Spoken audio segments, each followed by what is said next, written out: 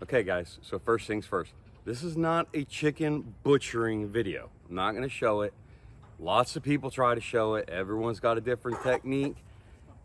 This is a chicken butchering prepper video. Okay? Keep that in mind. I'm not gonna show you killing the chickens today because I got a busy day. We're gonna put 40 of them in the freezer.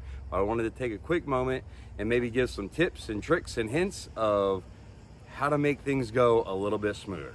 Okay? Okay, so tip number one, guys, is you got to bring the chickens to the area. You don't want to be walking across the yard to get the chickens to the kill cone, okay? We need to consolidate. We need to make everything organized. It needs to have a flow.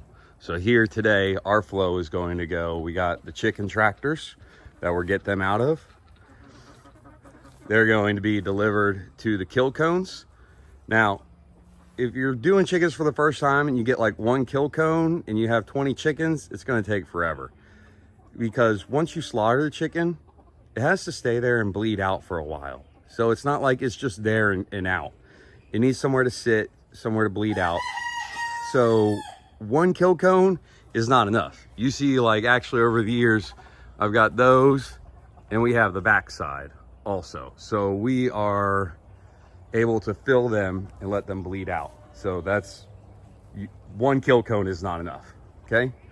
From there, they're gonna go over to the water. I see a lot of people say 155 degrees. Here in Florida, maybe it's different with the elevation, 145. Other people say 155 or like 160. That to me burns them, and you gotta really be on top of them to not scald them too badly. 145 is where I keep the water. So I got the little brick put around it so the wind doesn't blow it out. Then they're gonna come over to the plucker. If you don't have a plucker, you gotta get a plucker. There's some that attach to drills, real cheap to have fingers, or there's stuff like this that's made to do just 2 or 3 chickens at a time. Plucker, okay? And then you see we're coming back around, we're following the flow. If I gotta take care of like any feet or heads, that's the table. And then stainless steel table here that we do the gutting. And so another thing, prep-wise, have a trash can ready, have buckets ready, extra buckets, an extra trash can. When you're in the middle of everything and trying to get it done, to stop and go track down another bucket is horrendous.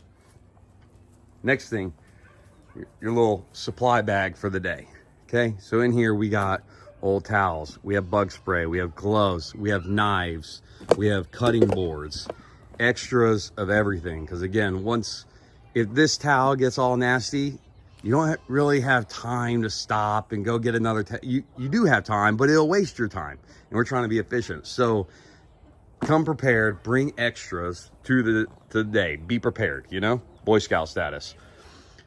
And then the final tip, and I can't stress this enough, guys, is ice. We have 40 chickens that we're doing, and right now they average 9 pounds a piece. That's live weight. But if you think about that, that is a lot of meat, and that is a lot of heat. So we're probably gonna generate 300 pounds worth of carcass today, and you gotta be able to cool that. So all these coolers are actually filled with ice. And that's another thing that I see, like, people just don't understand how much ice you need. So don't forget the ice. Get extra ice. It's pretty cheap, actually. But to stop in the middle and then run to your Walmart or local ice machine, it's no good, So those are some tips and tricks. For me, that's gonna be about it. Ours are set up. I've got my chicken pusher out today. This is something too. I did it in my chicken tractor video, but this is our chicken pusher. So actually that door will come off, and this thing is designed to push the chickens out. And even if your coop isn't, or tractor isn't like mine, if you can figure out how not to climb in there after your chickens and chase them around and get them out easier, that's something you should definitely be working on, guys. So mine just acts like a plow. It goes on one end and I just shove it through and I push the chickens to this end so I can just quickly pop the door open and all the chickens will be forced right here and I can grab one out.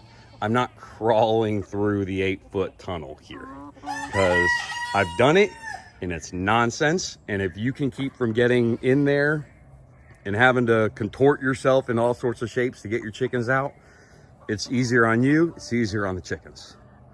Okay, so that's our setup today. The chickens are coming full circle. They'll start here, around the circle, and into the cooler for the day. So if you see it, if you see this and you have any questions, if you put it in the comments, I'll answer them.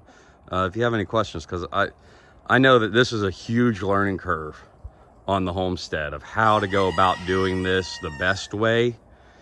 And even if it's not the best way, my way might not be the best way, but it's way easier than when I first did it. So if you got any questions or comments, smart remarks, put them below. But I'm gonna stay busy today on the homestead. Y'all stay busy and I'll see you next time. Okay guys, I just wanted to take a minute and share this tip with you. I didn't before. So we have the kill cones and they're angled like a professional one. We made them to match. But what we do have a problem, and no one ever shows this, is sometimes the chickens decide that they don't want to be in the cone. So what we found is they'll get their feet down and they kick out, and then you got to chase them. They're on the ground. What we have found works really well is this right here. This is a piece of copper wire. When the chicken goes in the kill cone, give them 2 or 3 wraps right around their legs, okay? When you dispatch them at the base of the cone, this will keep their feet up. They won't get their feet down in the cone, kick out.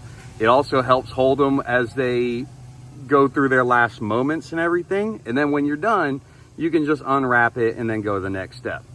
So I just want to show that. I'm in the middle of doing like all the chickens today, but I wanted to share that with you.